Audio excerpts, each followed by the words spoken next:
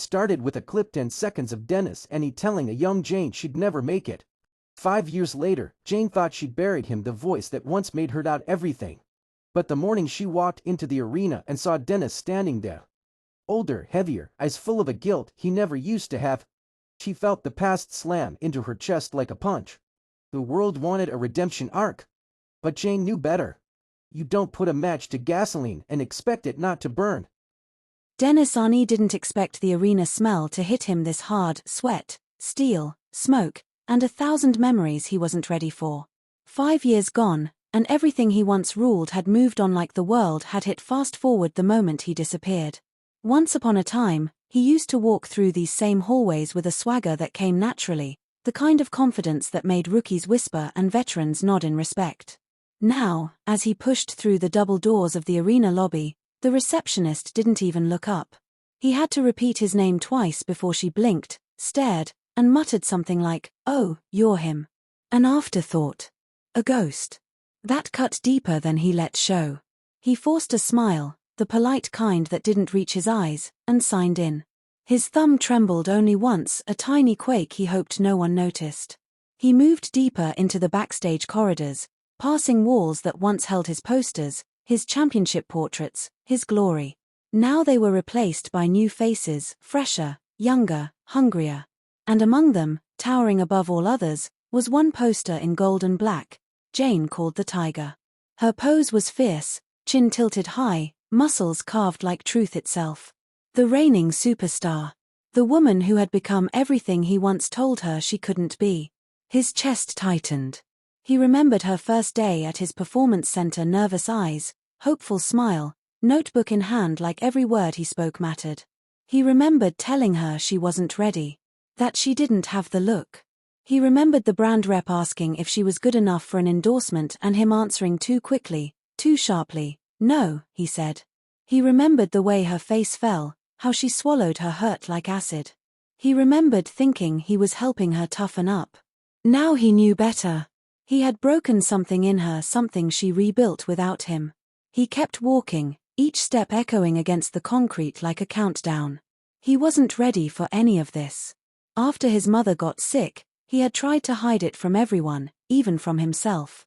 He had thrown himself into work, treated everyone around him like they were obstacles instead of people. And when the cancer got worse, when the bills drained everything, when he sat beside her bed holding her fragile hand as she whispered that she was sorry for being a burden, something inside him snapped. Her death hollowed him out. One day he was Dennis the champion, and the next day he was just a son burying the only person who ever believed in him. He didn't tell the company. He didn't tell Jane. He didn't tell anyone. He simply vanished. No final match. No farewell. Just a man swallowed by grief, shame, and debt, slipping out of the world before anyone could watch him fall. Now he was back, broke, older, desperate. A man trying to claw his way back into a story that no longer belonged to him. Whispers followed him as he moved backstage. Is that really Dennis? Didn't he just disappear? He looks rough. Why'd he come back? Their voices stung because every word was true. He kept his chin up anyway, but inside, he felt small, smaller than he had ever felt standing in a ring. He was almost at the exit tunnel when a sound froze him in place. A familiar voice he had heard only through YouTube clips and second-hand chatter these past years, strong, steady, razor-sharp with confidence. Jane. Her theme music thundered through the arena, and the crowd roared like they were welcoming royalty. He turned, unable to help himself. When she stepped onto the stage, lights blasting behind her, she looked like she was carved from victory itself. Her movements were powerful, her presence magnetic, her confidence unshakable. She commanded the arena like she had been born for it. Everything he once said she'd never be, she was. And more. He watched her on the monitor backstage with a strange mixture of pride, regret, and something heavier, the realization that she had become a star without him, maybe because he once pushed her down. And then, as her segment ended, she walked offstage accompanied by her music fading into a roar. When she reached the curtain, she stopped. Her eyes locked on his.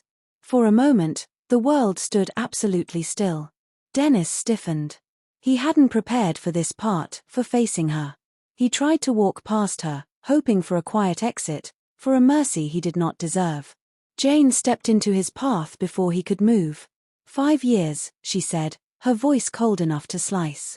And you think you can just walk back in?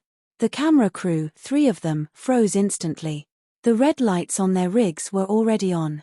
They were filming everything. Dennis swallowed hard.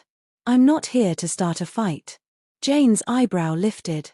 Her eyes were burning, not with anger, but with truth. Truth he had run from. Truth that had grown sharper over time. She stepped closer, too close. Then stop acting like you're still somebody. The words hit him harder than any punch he'd ever taken in the ring. Because she meant them. Because she had earned the right to say them. Because she was right. The moment was captured perfectly, her fierce, unflinching glare, his stunned silence, the tension so thick it felt like smoke. Within minutes, the clip hit social media. Within an hour, it went nuclear. #Dennis return trending. #Dennis trending harder. Old recordings resurfaced, Dennis telling Jane she was basic, telling a trainee she wouldn't last 6 months, telling a brand she wasn't marketable yet. People were furious. People were entertained. People were choosing sides. And for the first time in a very long time, people were talking about Dennis Arnie again. But Dennis didn't feel revived. He felt exposed. Guilty. Cornered. That night, alone in a cheap motel room, Jane's words echoed through his mind like judgment handed down by the universe itself. Stop acting like you're still somebody. He sat on the edge of the bed, head in his hands, wondering if he had made the biggest mistake of his life, or if this fire he had walked into might be the only thing capable of burning away the old version of himself, the one he no longer wanted to be.